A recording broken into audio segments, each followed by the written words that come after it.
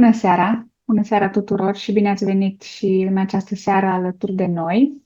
Acest webinar sau seminar online face parte din programul Diamond Club, așa că cei care veți dori să vă înscrieți până la finalul acestei luni și să alegeți să veniți în echipa noastră, în echipa Dăruim Renaștere și să deveniți consumator al produselor doTERRA, aveți oportunitatea de a primi alte două produse cadou în urma participării la acest program.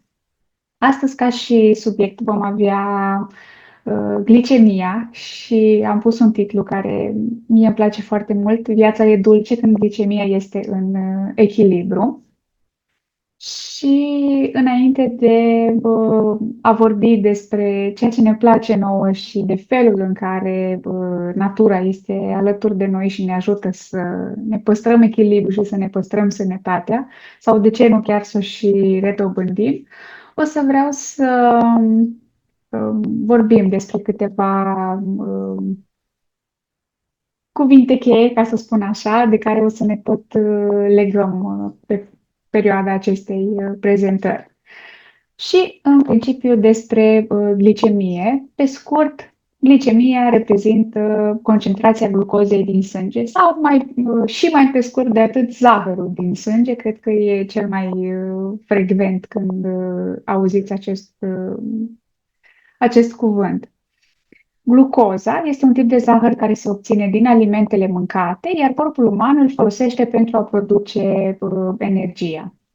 Aici cred că toată lumea a auzit de glucoză, mai ales când avem o scădere de glicemie, imediat ți se spune ia o linguriță de zahăr sau bea un pahar de apă cu zahăr sau ia o pătrățică de ciocolată. Cred că fiecare, cel puțin o dată în viață, a avut un episod în care poate i-a scăzut glicemia. Corpul descompune cea mai mare parte din alimente în glucoză, adică într-o formă de zahăr, pe care o eliberează în sânge, iar noi, prin tot acest proces, avem energie. Când glicemia crește, creierul îi semnalează pancreasului să elibereze insulina. Și aici este un alt termen de care o să mai vorbim astăzi pe parcursul prezentării despre insulină, care este un hormon care ajută glucoza să pătrundă în celule, cu scopul de a fi folosită pentru a produce energia necesară organismului. Deci sunt doi mari termeni pe care cumva nu pot să funcționeze unul fără celălalt, și anume glucoza și insulina. Am pus aici pentru voi o imagine ca să vă faceți o idee cam cum funcționează, dar cred că cel mai simplu exemplu pe care pot să vi-l dau e să considerați așa. Celula umană este ca un lacăt. Insulina este cheia care deschide lacătul ca să poată glucoza să intre în interiorul celulei și noi să avem energie și să putem să funcționăm în mod normal. În cazul în care glucoza este prea multă și insulina trebuie să fie secretată într-o cantitate ceva mai mare. Și aici pot să apară dezechilibre, fie să se producă foarte multă insulină și totuși celula să nu răspundă și să nu poată accesa glucoza și să nu poată folosi energia de care corpul are nevoie. Și în momentul acela apar de cele mai multe ori dezechilibre. Apoi, factori care dezechilibrează glicemia, că înainte să știm cum putem să o reechilibrăm și cum să o păstrăm în echilibru, e bine să știm ce o dezechilibrează și la ce să fim atenți. În primul rând, alimentația, și asta cred că deja ați auzit-o de foarte multe ori.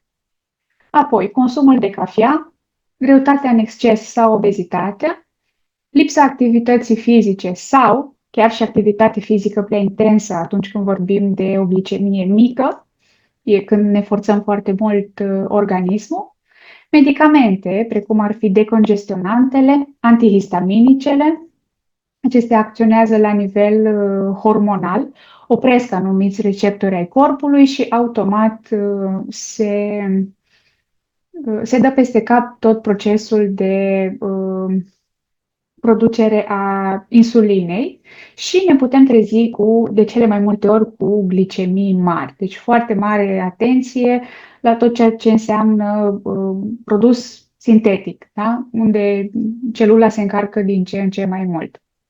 Apoi, pentru persoanele, de exemplu, care fac sport sau sport de performanță, vorbim de steroizi, care din nou dereglează sistemul hormonal, insulina fiind un hormon, automat începe dezastru. Da? Gândiți-vă că e ca un bulgăre care pleacă de pe munte și până ajunge jos devine din ce în ce mai mare, adică creează din ce în ce mai multe dezechilibre. Apoi, diureticele, care elimină în primul rând apa din corp, ajungem într-un punct în care ne deshidratăm și de acolo din nou începe dezechilibru pentru că se elimină foarte mulți electroliți. Da? Dacă sunt printre voi persoane care de-a lungul timpului poate au folosit pastile pentru eliminat apa, da? Pentru retenția de apă, cred că puteți să-mi confirmați că dacă ați luat mai multe zile la rând un astfel de tratament, vă simțiți slăbiți, vă simțiți fără vlagă. Asta înseamnă că sunteți în partea de jos cu glicemia, pentru că acolo din nou s-a făcut un dezechilibru. Apoi, contraceptivele. Un alt aspect care poate deregla foarte, foarte mult glicemia și nu numai. Fiind hormoni care vin în corpul nostru din exterior, evident vor dezechilibra foarte mult sistemul hormonal. Și dacă stați să vă uitați, nici nu e nevoie să căutăm studii, puteți să vă uitați la vecina, la prietena voastră, la grupul vostru apropiat de femei, cele care folosesc contraceptive o să vă confirme cu siguranță, eu zic că în 90% dintre cazuri au avut probleme legate de greutate, dacă nu chiar au în continuare. Pentru că atunci când vorbim de dezechilibru hormonal, cum am zis și înainte, intervine și este implicată și insulina, iar în momentul când există dezechilibre acolo, automat există și depunere la nivel visceral, da? Acel colocel de salvare pe care îl avem pe burtă. Apoi, stresul și șocurile emoționale. Să nu uităm foarte mult acest aspect pentru că îl dăm deoparte, dar el ne influențează foarte tare. Apoi avem cazuri de diabet în familie, vârsta înaintată sau bolile cronice. Aici, bineînțeles, când vorbim de vârstă, vorbim și de modul de viață pe care îl are fiecare persoană. Un om care caută să fie echilibrat și caută să-i fie bine, poate să fie sănătos și la 90 de ani. Da? Deci la vârstă am așa o steluță cu mențiune. Apoi, alți doi termeni de care vreau să vorbesc este partea de jos a nivelului de glicemie sau hipoglicemia. Este nivelul scăzut al glicemiei. Acest lucru se întâmplă când organismul nu e alimentat corespunzător sau a fost supus unui efort fizic intens. Și chiar vă ziceam la începutul prezentării că cred că fiecare dintre noi, măcar o dată în viață, a experimentat un episod de hipoglicemie. Cel mai des se întâmplă vara, poate ați văzut și voi pe la televizor, la știri, arată în fiecare vară să vă hidratați corespunzător, să nu plecați de acasă în caniculă foarte mare, nu vă supuneți corpul la un stres în plus, pentru că poate apărea inclusiv acest episod de hipoglicemie și cad oamenii pe stradă pentru că le scade glicemia, sunt dezhidratați și așa mai departe. Printre simptomele ușoare sau moderate ale hipoglicemiei se numără tremuratul, senzația de foame, oboseală, amețeală, confuzia, Iritabilitatea, și aici cred că avem printre noi și persoane care spun de multe ori, eu dacă sunt flămândă, sunt foarte nervoasă. De ce apare acea nervozitate? Tocmai de la nivelul scăzut al glicemiei. Apoi, tulburările ritmului inimii, durerile de cap, incapacitatea de a vorbi sau de a vorbi clar și uneori se poate ajunge chiar la pierderea conștiinței, da? Acel leșin.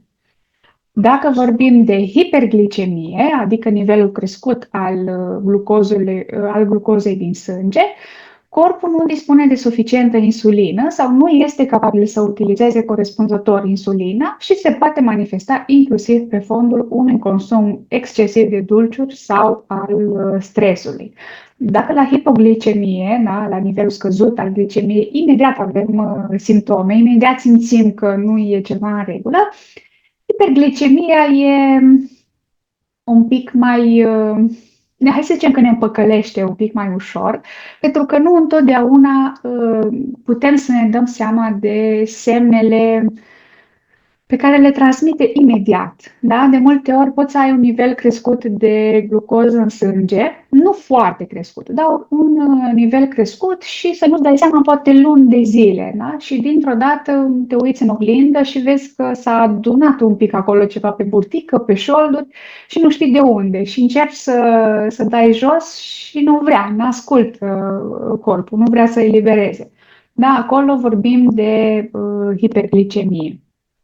Da? Deci, cumva, diferența dintre cele două e că hiperglicemia dă semne mai subtile față de hipoglicemie, care în jumătate de oră, dacă ți-e foame sau n-ai mâncat de ceva timp sau ai făcut un efort fizic intens, imediat îți dă semne. Ori te doare capul, ori ești irascibil, ori ai amețel, dureri de cap și așa mai departe.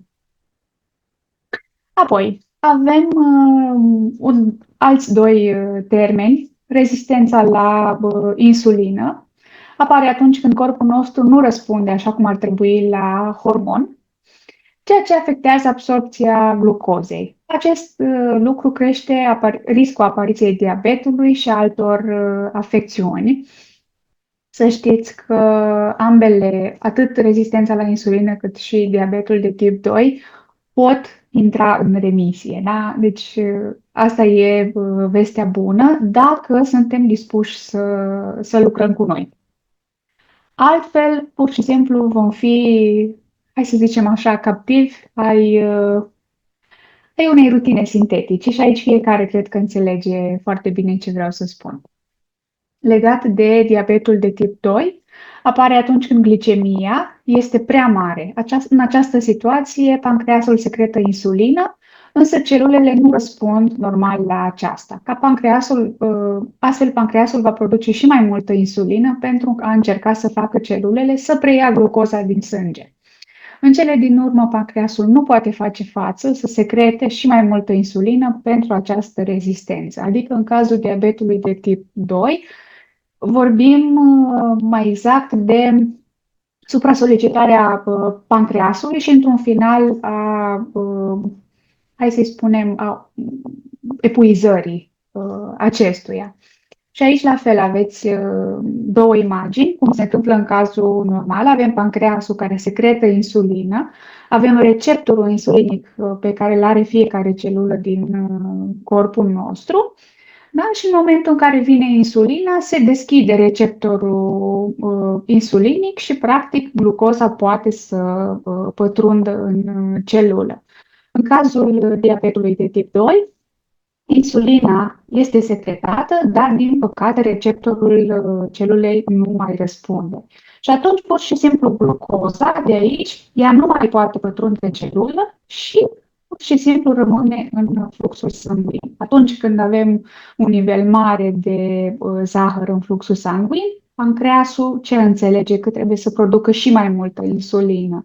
Atunci când se produce și mai multă insulină și ea nu este folosită pentru a deschide acei receptori ai celulei, insulina aceasta trebuie să se întâmple ceva cu acel exces de insulină. Și ce se întâmplă?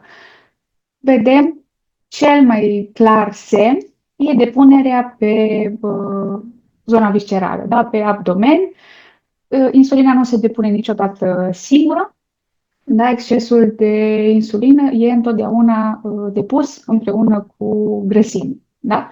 Deci celulele noastre grase pur și simplu cresc și mai mult în volum și am văzut și în programul de detox că alături de grăsime, acolo se stochează și toxine. Am să vă pun la final în chat și programul nostru de detox pentru cei care nu l-ați văzut, să-l puteți urmări, cumva ca să vă completați și mai mult informațiile pe care eu vi le transmit în această seară.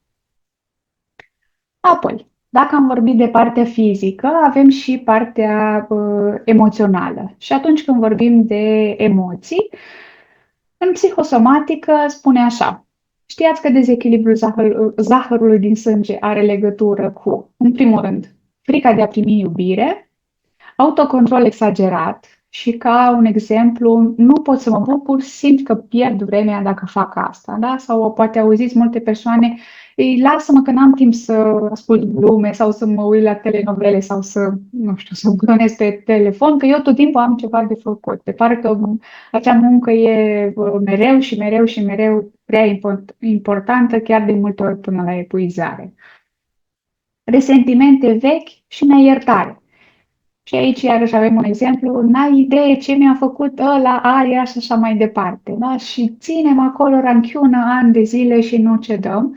Și de foarte multe ori când nu ierți o persoană sau ții ranchiună pe ea sau ții supărare, da? Ai suflet negru, suflet, cum se spune, suflet rău și îți faci suflet rău, așa, persoana pe care te-ai supărat de cele mai multe ori nici nu e curioasă, adică tot ție îți face rău până la urmă.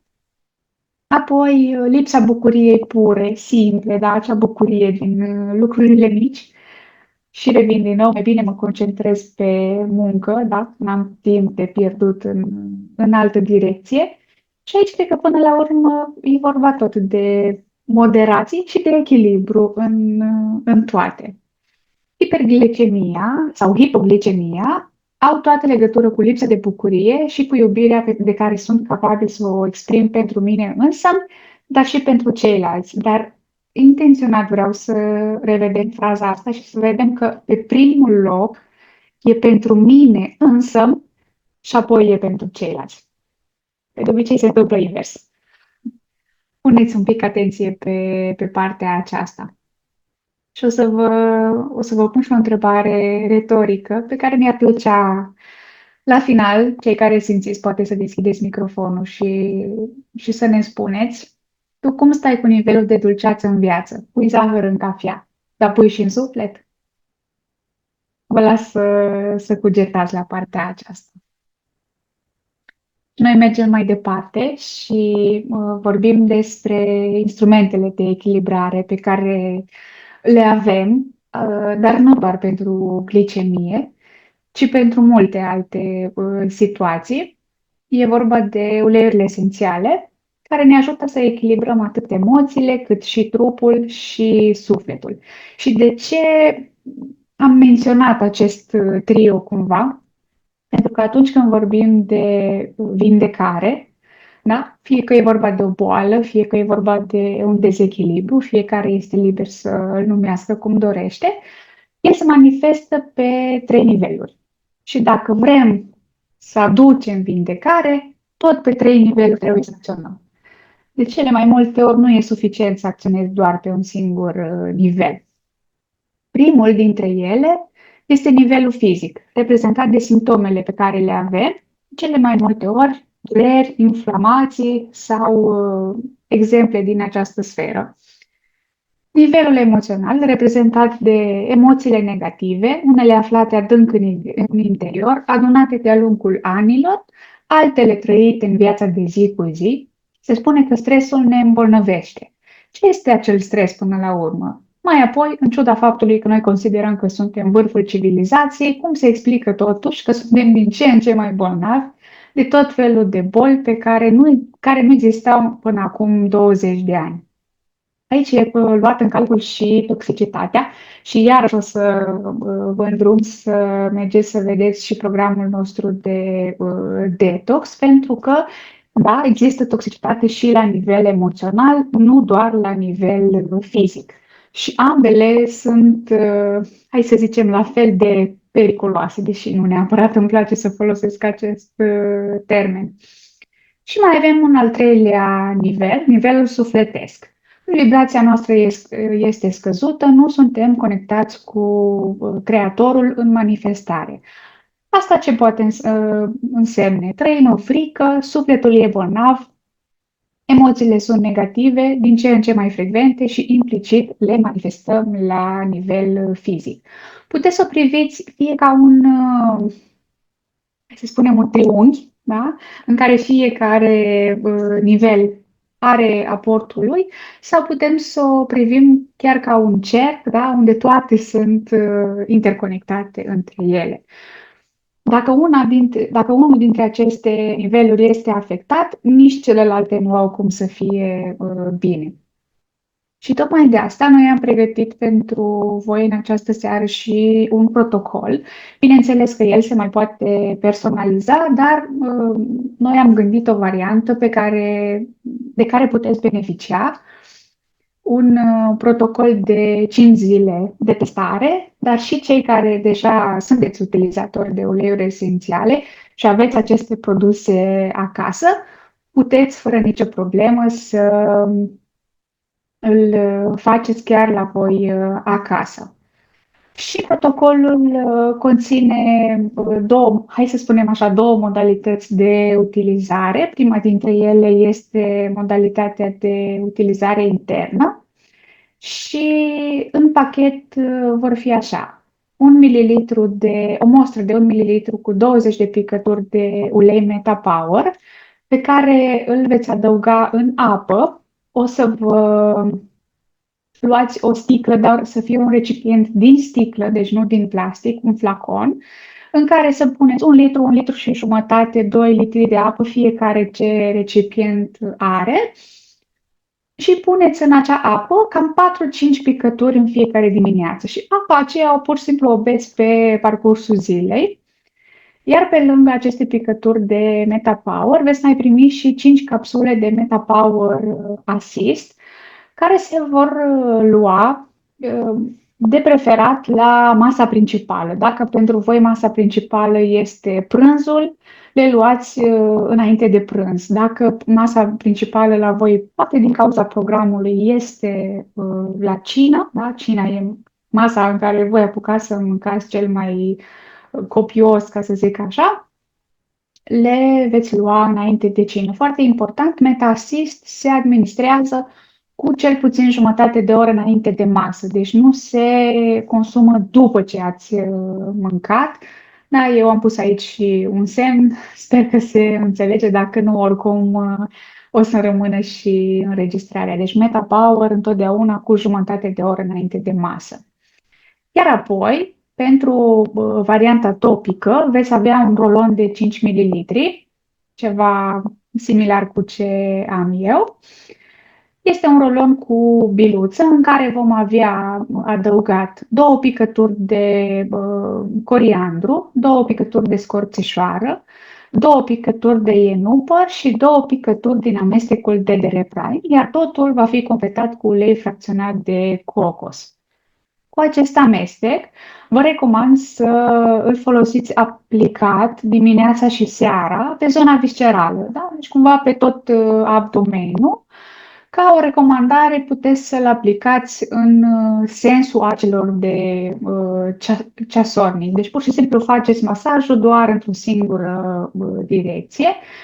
De ținut cont, aplicat și în partea de sus a abdomenului, da? Să cuprindem și proiecția ficatului, proiecția splinei, pancreasului, da? Deci cumva masați și aplicați pe tot abdomenul dimineața și seara. Cei care nu ați mai folosit până acum uleiuri esențiale, V-am lăsat formularul în chat, îl puteți completa și ulterior, dacă vă calificați, veți primi acest pachet de testare pentru 5 zile. Iar dacă până la finalul lunii, hai să spunem așa, v-ați convins de calitatea acestor produse și doriți să veniți alături de noi și să deveniți consumator, cum v-am zis și la început, prin programul Diamond Club puteți beneficia de alte produse gratuite. Și o să vorbim un pic despre fiecare produs în parte și vom începe cu amestecul de uleiuri esențiale Meta Power.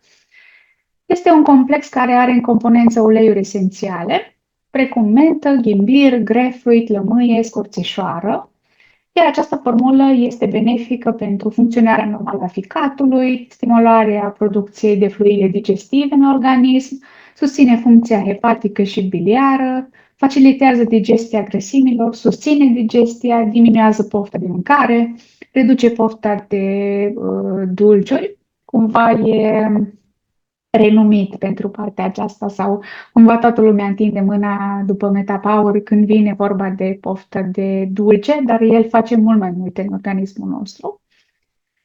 Acest amestec se poate găsi și în varianta de ulei esențial, așa cum o să-l primiți și voi, dar se mai găsește și sub formă de capsule moi, care deja conțin 4 picături de ulei esențial și, de asemenea, și sub formă de biluțe de ulei esențial, cumva de purtat în poșetă atunci când apare o poftă de dulce. În loc să luăm o bombonică, putem să luăm 2-3 biluțe din acest amestec Meta Power și spunem papa poftei de dulce. Fiecare poate alege sub ce formă dorește să îl consume. Poate fi, bineînțeles, consumat sub toate cele 3 forme și e făcut în așa fel încât să ne fie la îndemână. Apoi avem amestecul, capsulele, da, MetaPower Assist, care are în componență toate uleiurile esențiale din blendul metabolic, da, din blendul MetaPower, într-o cantitate ceva mai redusă, plus, pe lângă acestea, mai conține berberină, conține și pudră de scorțișoară și frunze de dud, care încetinesc conversia carbohidraților în glucoză. Asta înseamnă că cumva fac ca absorpția glucozei în sânge să nu fie foarte, foarte bruscă.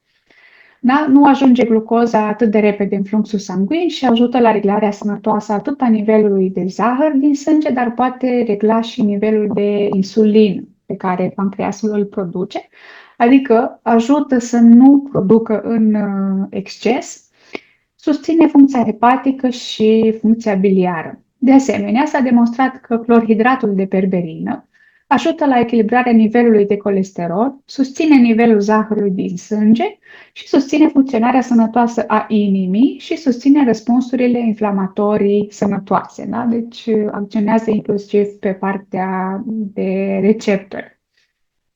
Un studiu preclinic a arătat faptul că atunci când este administrat cu o jumătate de oră înainte de o masă, diminuează impactul glicemic al meselor bogate în carbohidrați și reduce vârfurile de zahăr din sânge. Când vorbim de reducerea vârfurilor de zahăr, automat vorbim de dispariția senzației de foame sau o senzație de foame care nu apare la fel de repede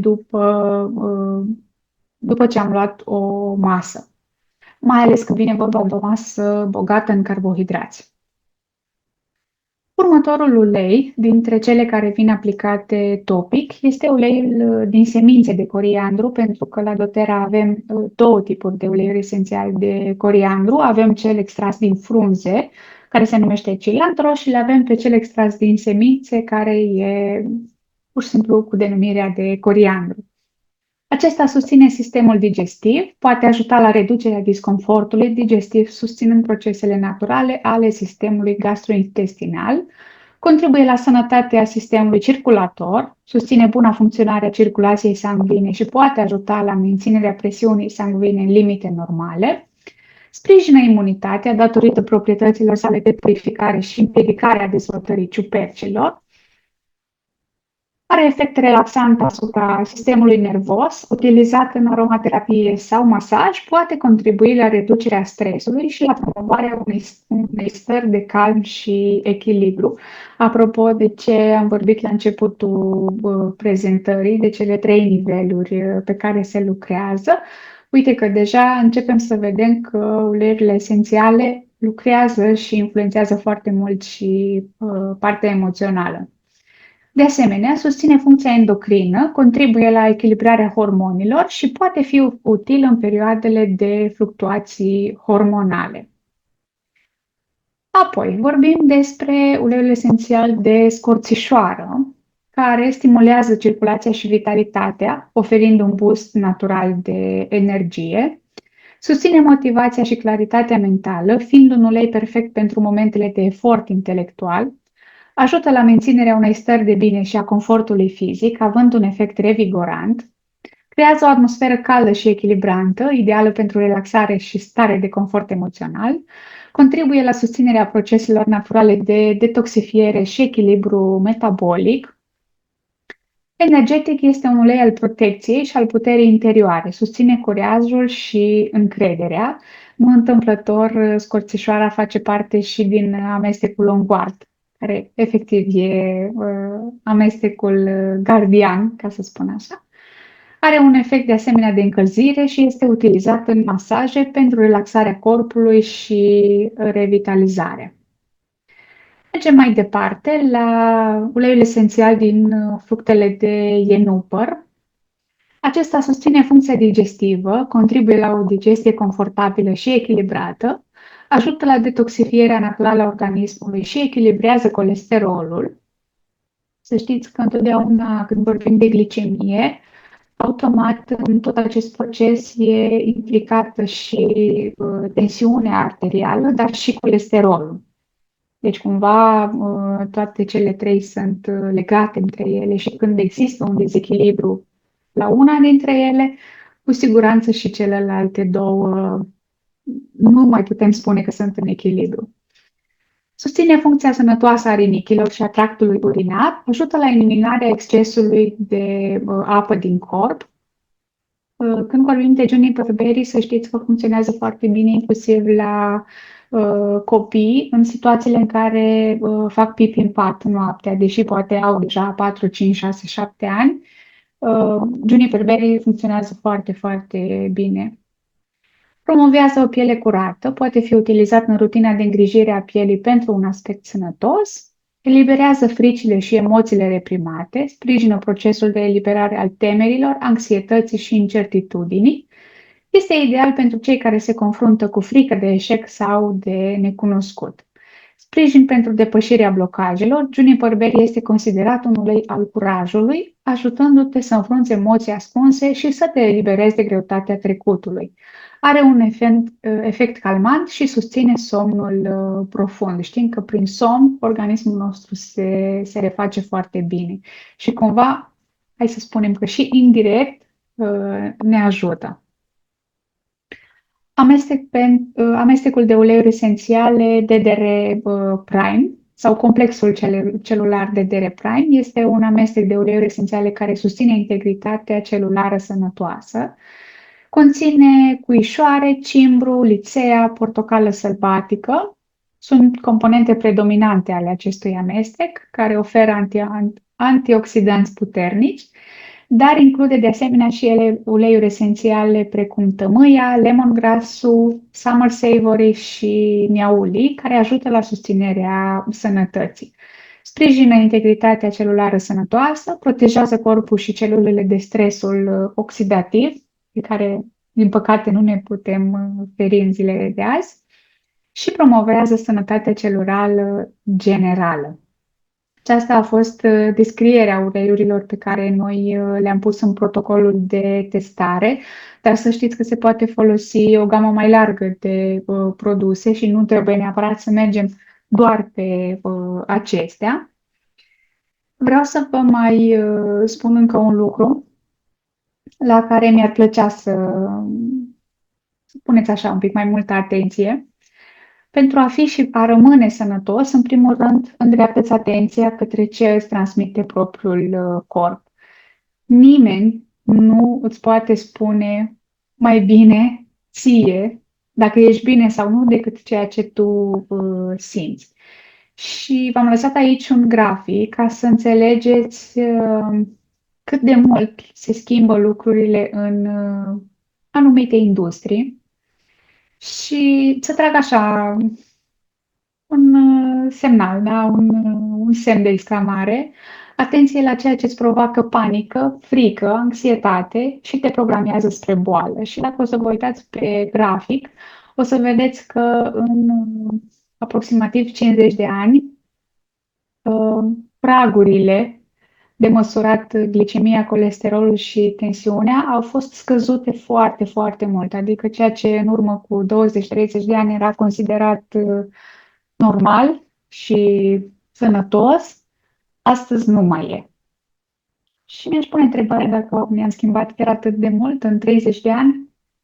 Vă las pe voi să cugetați la acest aspect.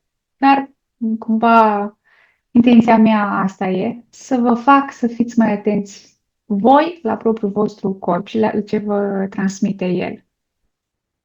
Și o să merg mai departe și am să vorbesc un pic și de partea de regim alimentar, pentru că e cumva zona mea de confort, dacă pot să-i spun așa, și zona mea de interes. Și atunci când vorbim de glicemie care să fie în echilibru, pe lângă alte aspecte, e important să acordăm și suficientă atenție regimului taxat, care să fie predominant pe alimente sănătoase. De asemenea, e important și programul de masă. Acum, nu neapărat să fie la oră fixă, dar nici să nu fie foarte dezechilibrat, iar dozajul glucidic să fie unul corect. Inclusiv la ultima masă să fie cu un conținut glucidic, să nu ne mai ferim de carbohidrați, pentru că ei până la urmă ne oferă energie. Din punct de vedere nutrițional, o persoană care traversează un echilibru glicemic trebuie să se alimenteze ca și un om sănătos și moderat, nu ca un bolnav, menținându-se astfel nivelul glicemiei prin alimentație. Hrană, suplimente alimentare, uleiuri esențiale, dar și hidratare și mișcare. Deci, până la urmă, un echilibru și moderație în toate. Și o să vreau să vă vorbesc puțin și despre partea de indice glicemic, da? Sau indicele care al fiecărui aliment în parte, care face ca glicemia noastră să crească mai mult sau mai puțin, depinde de fiecare în parte. El este diferit la fiecare aliment. Eu o să vă îndrum să dați o căutare pe Google și o să găsiți, dacă aveți curiozitate, tabele întregi cu indicele glicemic pe care le au fiecare alimente, legume, leguminoase, carne, fructe, le găsiți absolut pe toate. Atunci când vrem să ne ținem o glicemie în echilibru, e bine să folosim alimente cu indice glicemic scăzut sau moderat. Deci foarte puțin să alegem alimente care au indice glicemic crescut sau dacă totuși le alegem, să fie într-o cantitate foarte mică și să fie consumate împreună la aceeași masă cu alimentele cu indice glicemic mic. Și aici o să vă dau un exemplu cu un desert sau o prăjitură. Multă lume zice, eu mănânc, de exemplu, o prăjitură ca și gustare. Dacă tu mănânci la o gustare prăjitură și mănânci doar acea prăjitură, gândește-te că acolo e un indice glicemic foarte mare și se varsă în sânge foarte mult zahăr dintr-o dată. Pe cât de repede va crește glicemia ta, pe atât de repede va și scădea și va apărea o senzație de foame mult mai intensă. Atunci când tu ai mâncat, de exemplu, un fel principal și imediat după consumi o prăjitură, oricât de mică ar fi ea, cumva, hai să spunem, plastic, se face media între toate alimentele, iar glicemia ta nu va crește la fel de brusc. V-am pus aici alături și un grafic ca să vedeți ce înseamnă nivel ridicat de indice glicemic ridicat al alimentelor și cum crește și cât de brusc scade și cum apare aici senzația intensă de foame și aici un indice glicemic mai scăzut al alimentelor, unde glucoza și insulina cumva reușește să își facă treaba, iar nivelul de glucoză din sânge nu crește la fel de brusc, ceea ce înseamnă că și curba în care apare foamea apare treptat. Da? Deci nu ne lovește dintr-o dată acea foame în care, nu știu, am mâncat și cuie vorba aceea. De asemenea, v-am mai lăsat aici și un exemplu pentru alimentele care își schimbă indicele glicemic în funcție de felul în care sunt gătite. Și v-am dat aici exemplu cu cartoful și o să vedeți că el în stare crudă are un anumit indice glicemic.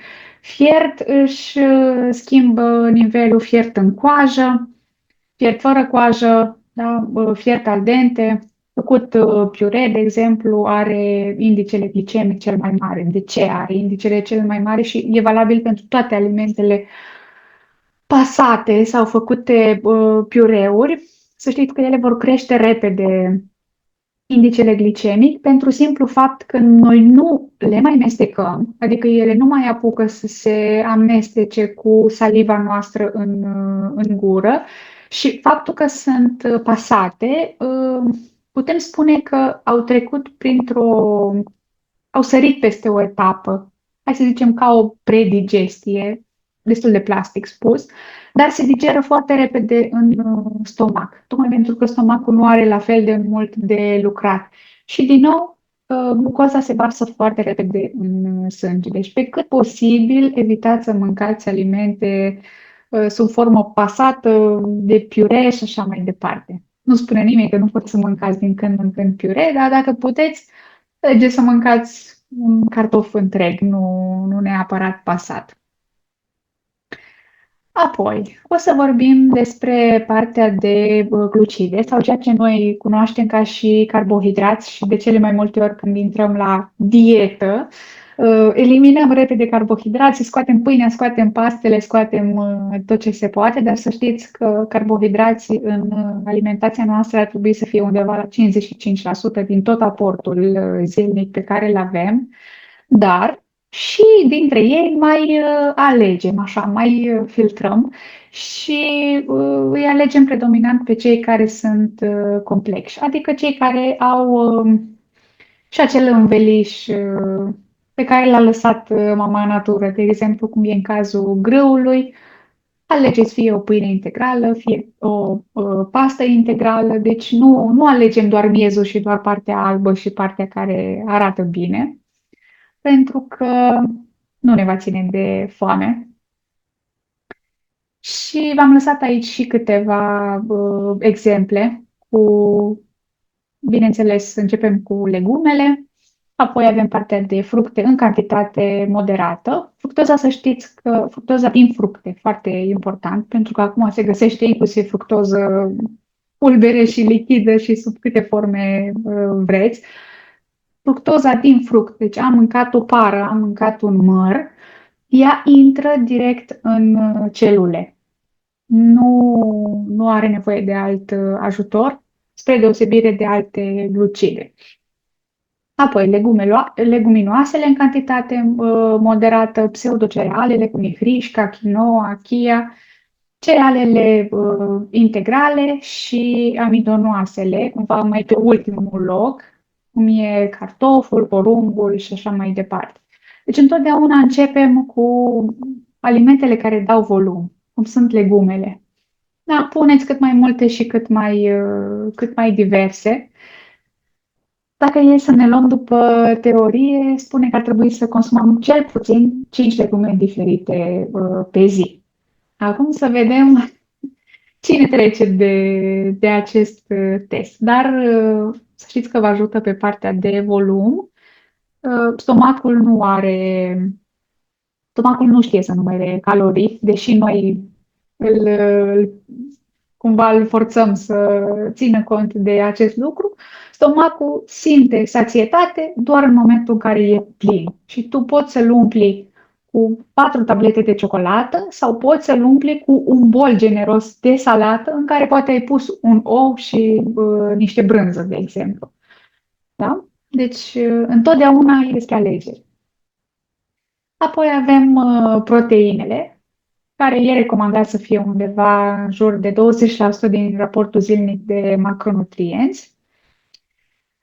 Aici, legat de problemele de pancreas, acolo unde deja el e supra-solicitat și secretă foarte multă insulină pe care corpul nu o poate folosi, se recomandă să evitați alimentele cu încărcătură hormonală mare, cum este laptele de vacă sau carnea de vacă sau inclusiv și carnea de porc. Oricum, carnea în ziua de azi e, din păcate, pompată cu foarte mulți hormoni, așa că atunci când aveți ocazia să alegeți ceva crescut mai curat sau crescut la curte cu mențiunea mai curat, nu crescut la curte și tot cu suplimente din magazin, alegeți întotdeauna această variantă. Apoi avem grăsimile, de care iarăși alegem să fugim, deși ele nu ne fac rău atunci când sunt în cantitate moderată, aproximativ 20% din aportul zilnic de macronutrienți, 20-25%. Rolul grăsimilor în organism este unul complex. În primul rând, protejează organele, creează rezerve de energie și ajută proteinele să-și facă rolul în corp. În plus, în grăsimi sunt stocate vitaminele liposolubile, precum e vitamina A, D, E, K, care le găsiți în măsline, ulei de măsline, pește, semințe de in. Și să nu uităm, foarte important, fără grăsimi nu se poate face sinteza hormonală. Deci dacă noi scoatem grăsimile complet din alimentația noastră. Uite, în seara asta, din ce văd, suntem predominant doamne aici.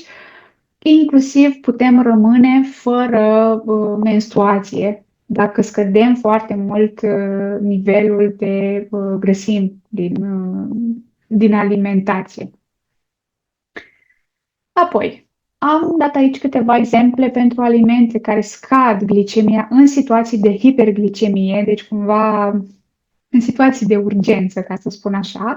Avem usturoiul, scorțișoara, vanilia, tecile de fasole, frunzele de dut, pe care apropo le regăsim și în Metapower Assist, castravetele amar, afinul și afinele, siropul de mesteacă, bineînțeles varianta nerafinată. Nu folosiți îndulcitori artificiali. Pentru a îndulci se recomandă pulberea din frunze de stevie, sirop de melasă, xilitolul natural, stafide, curmale, banane și așa mai departe. Avem alternative. Și, din nou, fără alimente procesate în exces, precum fast food, dulciuri rafinate, zahăr și așa mai departe. Pe cealaltă parte, da, în cealaltă tabără, alimente care cresc glicemia în situații de hipoglicemie, exact ce vă ziceam la începutul prezentării, avem zahărul, da? Când ești acolo la limita leșinului, întotdeauna vine cineva cu o linguriță de zahăr, eventual. Fructele uscate, amidonoasele, sucurile de fructe, pentru că s-a eliminat pulpa, s-au eliminat fibrele și din nou zahărul poate pătrunde foarte ușor în sânge, cafea, ciocolată și așa mai departe în ceea ce privesc alimentele. Și când vorbim de hipoglicemie, foarte important de luat în calcul suplimentul Metapower Recharge, da? Acei electroliți pe care, din fericire, avem și noi disponibili acum pe piața din Europa. În situații de hipoglicemie sunt foarte, foarte buni. Și dacă am vorbit de electroliți, nu avem cum să nu vorbim și despre hidratare. Și aici vorbim de hidratare doar cu apă sau suplimentat cu ceai neîndulcit, fără sucuri sau sucuri proaspăt stoarse. Dacă folosim sucuri proaspăt stoarse, luați în considerare să faceți un mix între 70-80% sucuri de legume și doar 20-30% să fie sucuri de fructe.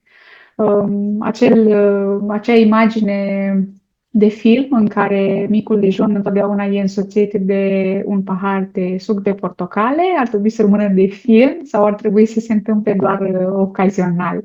Da? Pentru că dacă vorbim de suc 100% de portocale, chiar și proaspăt stors, are un nivel mare de zahăr.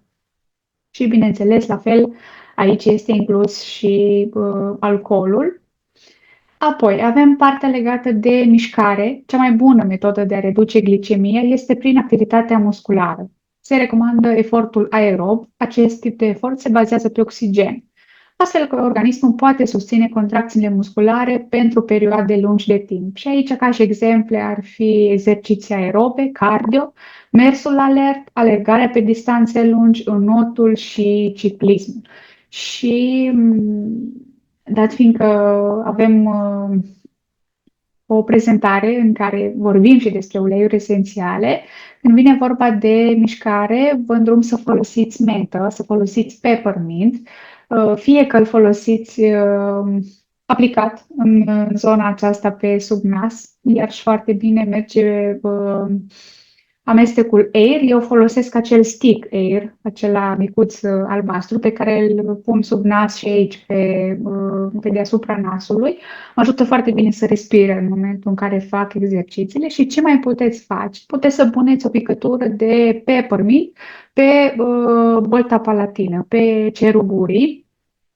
S-a dovedit științific, s-au făcut studii și în momentul în care folosiți peppermint și el reușește să ajungă în fluxul sanguin, crește rezistența pulmonară cu până la 6%. Poate părea puțin 6%, dar în momentul în care faci sport și ești acolo la limita de a respira, 6% înseamnă foarte, foarte mult. Gândiți-vă, sigur ați văzut în perioada de pandemie, când arătau acolo că nivelul de oxigen poate scădea sub 96, 95, 94, gândiți-vă ce înseamnă diferența între 94 și 100% la oxigenarea sângelui. Deci acel 6% face o diferență foarte, foarte mare. Asta așa ca un sfat extra, să vă încurajez să vă apucați și să faceți mișcare, oricât de puțină, oricât de scurtă, oricât de începători ați fi, dați drumul că se poate. Alte suplimente și uleiuri esențiale care susțin organismul când vine vorba de dezechilibru în glicemie. Vorbim de pachetul Trio Lifelong Vitality, pe care cred că deja îl cunoașteți. Avem MetaPower Recharge, de care v-am vorbit, Terazyme și PB Assist. Alte uleiuri esențiale pe care le puteți folosi sunt busuiocul, oregano, grapefruitul, lime, lemon, casia, rozmarinul, geranium, turmeric, cipres, amestecul zendocrin, ghimbirul, amestecul onguard, care ați văzut și înainte că are în compoziție și scorțișoară. Sunt doar câteva dintre uleiurile pe care le puteți folosi atunci când vă confruntați cu acest dezechilibru și, de asemenea, să nu uităm și de aplicările stratificate, acele sinfonii sinfonia celulară, care se găsește sub mai multe forme. Cele care susțin cel mai mult organismul în acest moment sunt protocolul hormonal, protocolul celular, protocolul senzorial, motivațional, emobic, protocolul iertării și protocolul solar. Sunt doar câteva din cele pe care le puteți aplica. Cam aceasta ar fi prezentarea mea din această seară. Eu vă mulțumesc că ați fost prezenți alături de mine. Am să închid prezentarea, am să închid și înregistrarea și mai rămânem pentru câteva momente dacă aveți întrebări.